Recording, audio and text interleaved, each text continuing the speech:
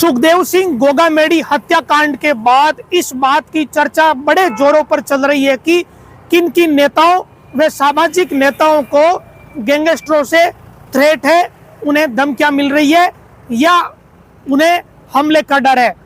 आज नागौर जिले के उन नेताओं व सामाजिक नेताओं की बात करते हैं जिन्हें इस तरह का थ्रेट है या इस बात का डर है कि इन नेताओं पर कभी भी हमला हो सकता है। आज मोटे तौर पर बात करेंगे और इसके बाद इन नेताओं के बारे में अलग अलग रिपोर्ट साझा करेंगे और ये बताएंगे कि इन नेताओं को किन कारणों से थ्रेट है और इन्हें पुलिस की सुरक्षा मिली हुई है या नहीं मिली हुई। आज मोटा मोटी जिक्र इसका कर देते हैं। नागौर जिले में वर्तमान में अगर सबसे अधिक किसी को थ्रेट है तो वो नाम है हनुमान बेनीवाल का।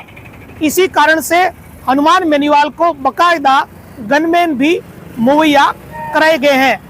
हनुमान बेनीवाल की सुरक्षा में हमेशा पुलिस के गनमैन तैनात रहते हैं। दूसरा थ्रेट है आनंद पाल के भाई मंजीत पाल को। आनंद पाल के भाई मंजीत पाल की तरफ से कई बार यह आग्रह किया जा चुका है कि उन्हें सुरक्षा दी जाए और अब आनंद पाल व मंजीत पाल से जुड़े हुए लोग भी ये मांग कर रहे हैं कि मंजीत पाल को जल्द से जल्द सुरक्षा दी जाए, उनकी जान को खतरा है। इसके बाद तीसरा नाम आता है हनुमान बेनीवाल के भाई नारायण बेनीवाल का। नारायण बेनीवाल को भी सुरक्षा मिली हुई है, उन्हें भी थ्रेट है। ये सबको पता है कि उनके घर पर एक लेटर मिला था। फिर नागौर जिले में थ्रेट है हरेंद्र मिर्दा के बेटे राघवेंद्र मिर्दा को।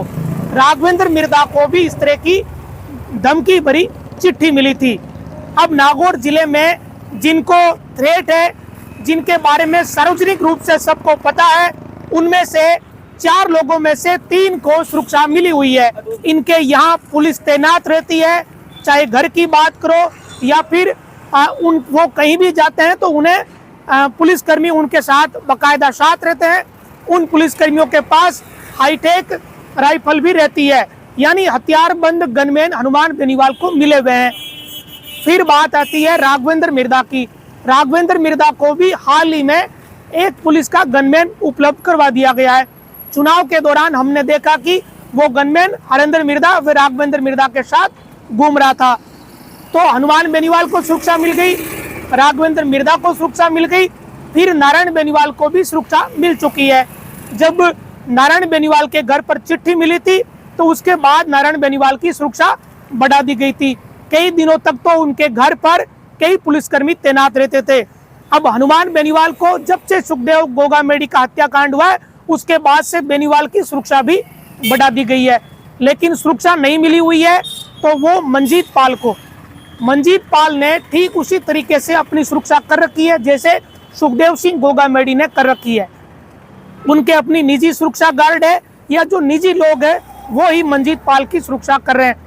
मंजीत पाल को खतरा किससे है, इसके बारे में एक अलग से विस्तृत रिपोर्ट बनाएंगे। बड़ी ही गंभीर रिपोर्ट वो होगी और हैरान करने वाले बातों का खुलासा उसमें किया जाएगा, क्योंकि मंजीत पाल को जिस तरीके का थ्रेट है और पुलिस इसे गंभीरता से ले रही है या नहीं ले रही, इसके बारे में भी हम जानकारी साझा करेंगे। लेकिन एक बात बड़ी तय है, जिस तरीके से सुखदेव सिंह गोगामेडी को थ्रेट है उतना ही बड़ा थ्रेट या उसी स्तर का थ्रेट आनंद पाल के भाई मंजीत पाल को भी है और ये कई दफा जाहिर हो चुका है। इसमें कोई नई बात नहीं है, आम लोगों को ये बातें पता नहीं है लेकिन पुलिस को पता है।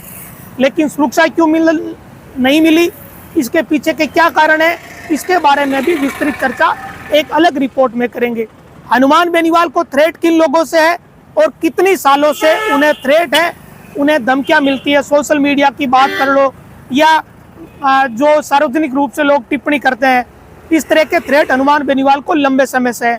नारायण बेनीवाल को भी थ्रेट है और उसका एक जीता जागता उदाहरण वो लेटर है जो उनके घर पर मिला था। और राघवेंद्र मिर्दा को जो धमकी थ्रेट मिला वो कुचेरा में एक लेटर जो मिला था उससे ये पता चलता है। और नागौर में ये मोटे 4 नाम अभी स्पष्ट तौर पर सामने है। इसके अलावा किन किन लोगों को थ्रेट है ये धीरे धीरे स्थितियाँ स्पष्ट होगी। सुखदेव सिंह गोगामेडी हत्याकांड के बाद पूरे प्रदेश में इस बात की चर्चा जोरों पर है कि जिन लोगों को भी गैंगस्टरों से डर है, धमकी है, या विरोधी लोगों से डर है, या जातिगत विरोध को लेकर डर है, तो उन्हें सुरक्षा मिलनी चाहिए। हनुमान बेनीवाल को सुरक्षा मिली हुई है, हरेंद्र मिर्धा के बेटे राघवेंद्र मिर्धा को भी सुरक्षा मिल गई एक गनमैन के रूप में, नारायण बेनीवाल को भी सुरक्षा मिली हुई, लेकिन अभी मंजीत पाल को सुरक्षा नहीं मिली हुई है।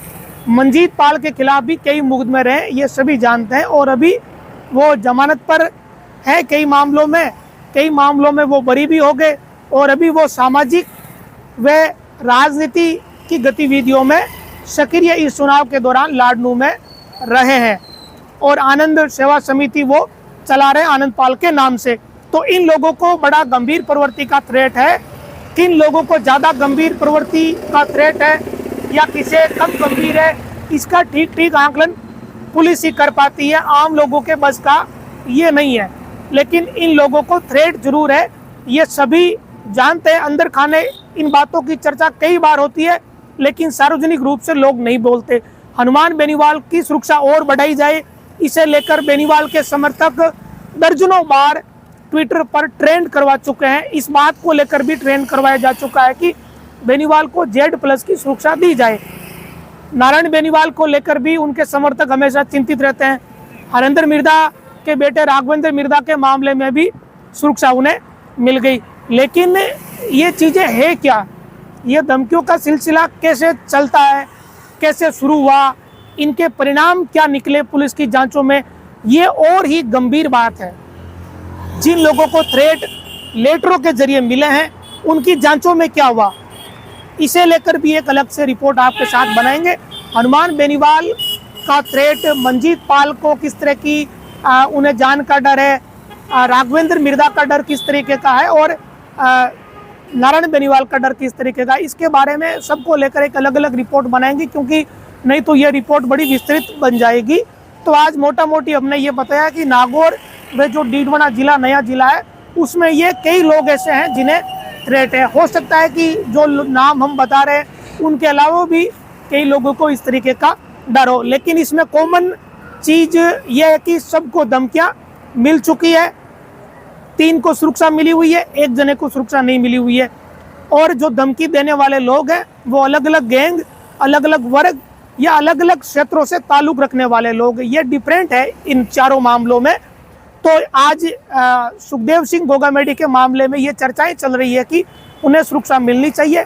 इसके लिए ये रिपोर्ट भी जरूरी थी कि नागौर जिले में सामाजिक नेताओं व राजनेताओं की क्या स्थिति है, उन्हें किस तरह की धमकी मिली हुई है या किसे किसे थ्रेट है। तो इसके लिए एक रिपोर्ट आपके साथ ये साझा करी है। अगर कोई और जानकारी साझा करना चाहता है तो कमेंट बॉक्स में विस्तृत जानकारी भी हमारे साथ साझा कर सकता है। अगर हमसे कोई व्यक्ति छूट गया हो जिसे धमकियां मिल चुकी है, तो हमारे साथ इस बात को साझा कर सकता है।